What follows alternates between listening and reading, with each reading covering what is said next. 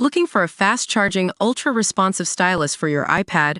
Meet the 2X Fast Charge Active Stylus Pen, designed for 2018 to 2025 Apple iPads. Take your creativity and productivity to the next level. Click the link in the video description to shop now on Amazon.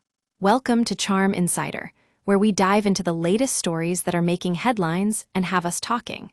Today, we're going to explore a case that's got everyone's attention: Kilmar Abrego Garcia, a 30-year-old El Salvadoran citizen who was wrongfully deported to El Salvador in March 2025. Imagine living in the United States, with all the rights and privileges that come with it. But then suddenly, without warning, you're torn away from everything you know and love. That's what happened to Kilmar Abrego Garcia, a legal Maryland resident who had been living in the U.S. since he was 16 years old. Kilmar's story begins with his immigration to the U.S. as an undocumented resident in 2011.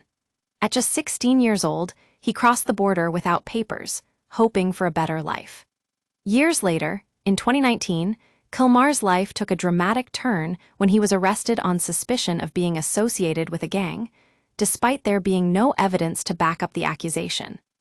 The judge found that a gang in El Salvador was targeting Kilmar and threatening him with death because of his family's pupusa business. But what's even more shocking is that this was all part of a larger pattern of unfair treatment towards undocumented immigrants, including those who have been living in the U.S. for years without incident. In March 2025, amid the Trump administration's strict immigration rules, Kilmar was arrested by U.S. officials and immediately deported on a plane headed for El Salvador. The Trump administration later described this as an administrative error, but that doesn't change the fact that Kilmar's rights were brutally disregarded. But what's even more disturbing is that the situation escalated when President Trump met with El Salvador's President Nayib Bukele, who called Kilmar a terrorist and refused to return him to the U.S. The U.S. Attorney General echoed this stance, saying he would not be smuggled back into the country. Kilmar's family and legal team have consistently denied these allegations, calling them baseless and politically motivated. And in a stunning twist, the U.S. Supreme Court ruled that his removal was unlawful, ordering the White House to facilitate his return. But it took months of mounting legal and political pressure for Kilmar to finally be returned to the U.S.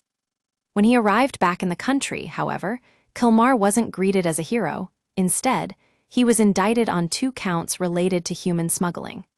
The charges stem from a 2022 traffic stop where he was allegedly found transporting undocumented migrants.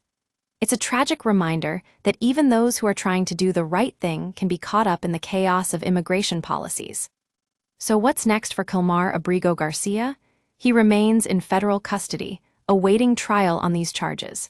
His family is still advocating for his release, and it's clear that this case has left a lasting impact on them. As we reflect on this story, we can't help but wonder, how did this happen? How did an American citizen, with all the rights and privileges of citizenship, become the target of deportation? And what does this say about our immigration system? These are questions that we'll continue to explore here at Charm Insider. Join us next time as we dive into more stories that matter.